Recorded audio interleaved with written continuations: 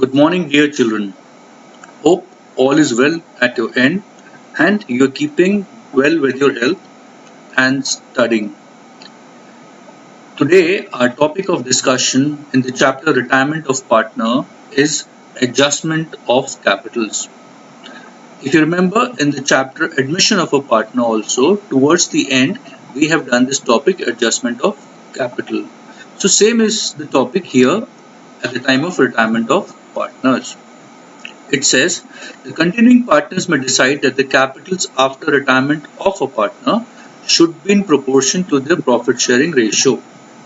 In this case, some partners may have to bring further capital to meet the deficit to their capital, and other may have to withdraw excess capitals. And here are the steps explained for adjustment at the time of retirement of a partner. For step 1, it says a certain adjusted capitals of remaining partners after all adjustments. This is balance CD which you arrive at when you do a question on the left side or the debit side of partner's capital account after making all necessary adjustments in the partner's capital account. I hope you remember. In second step, calculate proportionate capital of remaining partners on the basis of capital of the new firm. This we have to learn under this topic. Then when we do the extension of that capital account which we learned in chapter admission, we have to find surplus or deficit capitals of continuing partners only. And in last step, either we withdraw or we deposit. If it is surplus, then we withdraw. If it is deficit, then we deposit more capital, or it is adjusted through current account.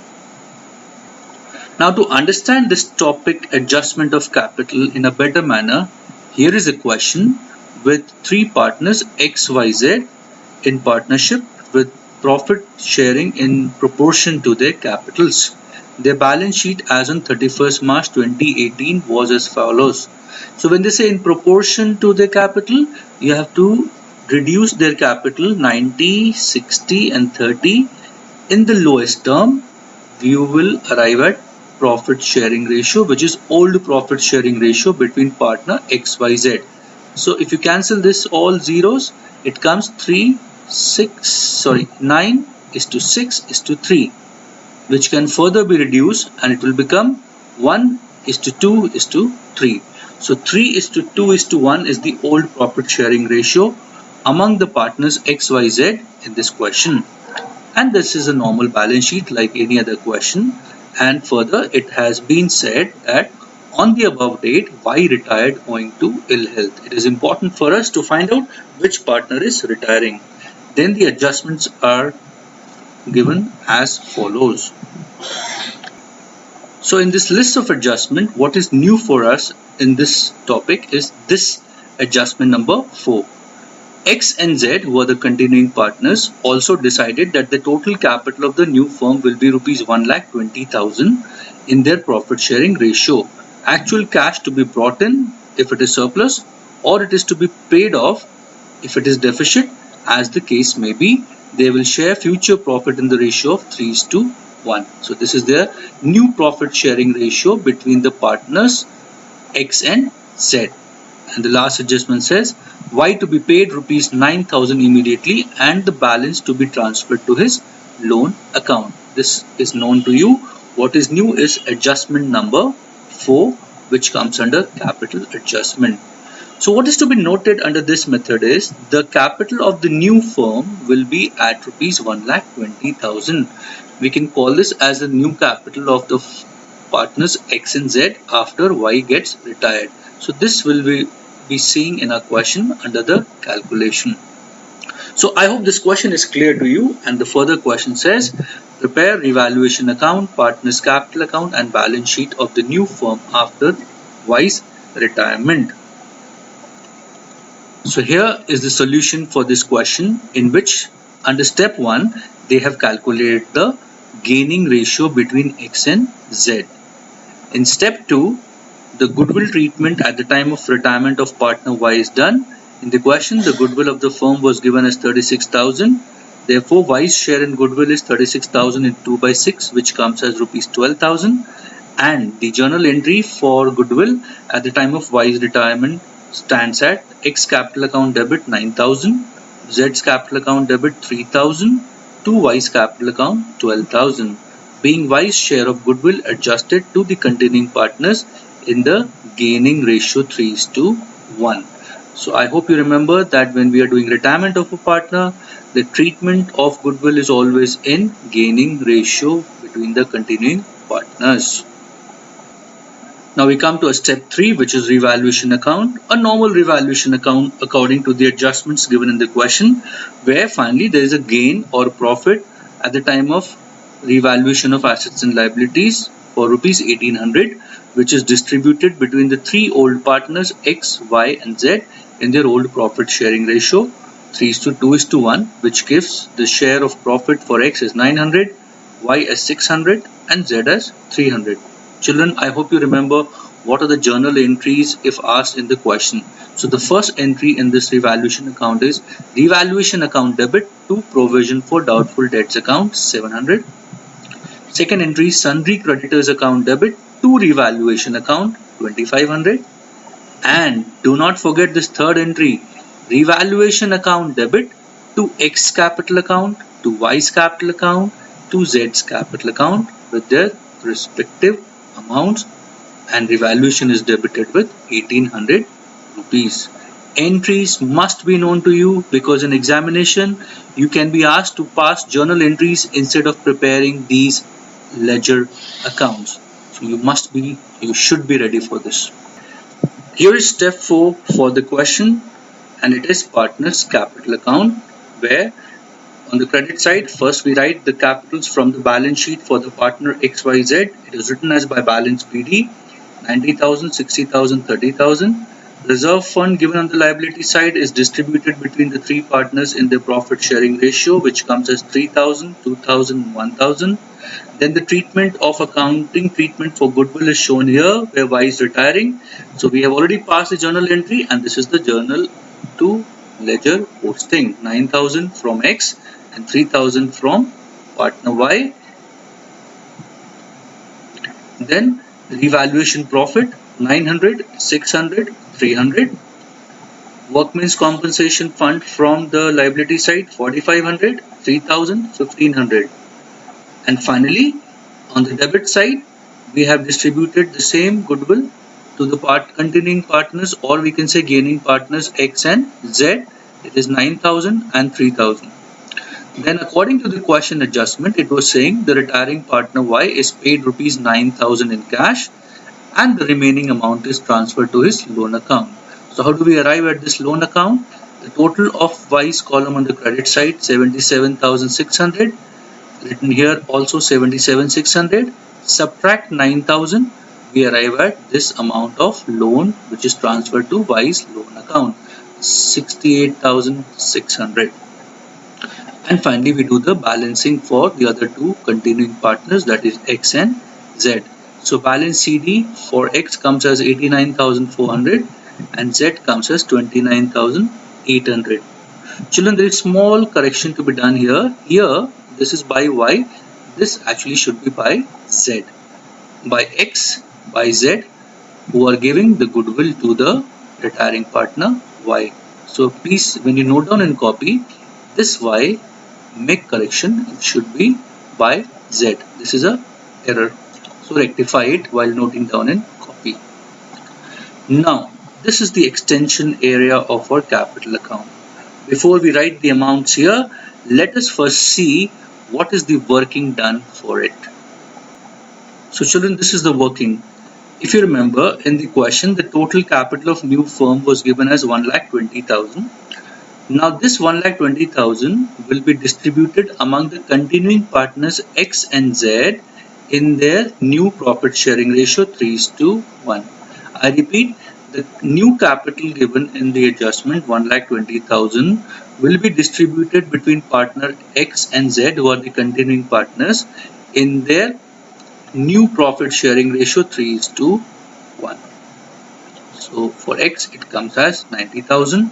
For Z it comes as 30,000. I hope you understood how we got this amount for the partner X and Z. Now let's go back to our partner's capital account to understand what is the further treatment. So you remember this was the balance CD for X, and when you extend this capital account, you have to bring this 89,500 on the right side as by balance BD 89,400 for partner X, and for partner Z 29,800 from this left side to the right side of this extension of partner's capital account. So this is how you start this extension by balance BD for X and Z. Then leave two lines here, come to the debit side and write on, after leaving two lines, at least two lines here, you write to balance CD 90,000 and 30,000 for X and Z respectively. And I hope you remember where this is coming from. This is coming from this calculation. So this 90,000 will go here, and same for 30,000. Now you have to see which side is greater for X. X balance BD is 89,400 and CD here is 90,000. So out of these two, 90,000 is greater. Write it in the total here and also write it on the credit side. Then from this 90,000, subtract this 89,400, you arrive at 600. Clear? For Z, 29,800 on the credit side and 30,000 on the debit side. So this is greater. Write the total here 30,000. Bring it to the right side, that is credit side, as total 30,000. And from 30,000 you subtract 29,800. You arrive at difference 200. And whenever you get this difference on the credit side, you have to write here by cash, because according to question the partners are bringing the deficit amount. How is this a deficit? Look, when you made the capital account, the first balance CD or the actual adjusted capital of partner X is coming 89,400. Had it been a normal question, this would have been transferred to the balance sheet as capital. But according to capital adjustment, it says the capital of X in the new firm should stand at 90,000. So we wrote it here 90,000. Now to make 89,400 as 90,000, X is bringing this 600. So we write by cash. And journal entry for this is cash account debit to X's capital account. Same for the other continuing partner Z.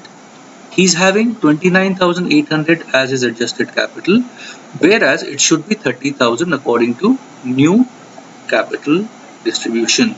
So he has to bring the difference 200, and for this the journal entry is cash account debit to Z's capital account. Now here I would like to point one more important thing.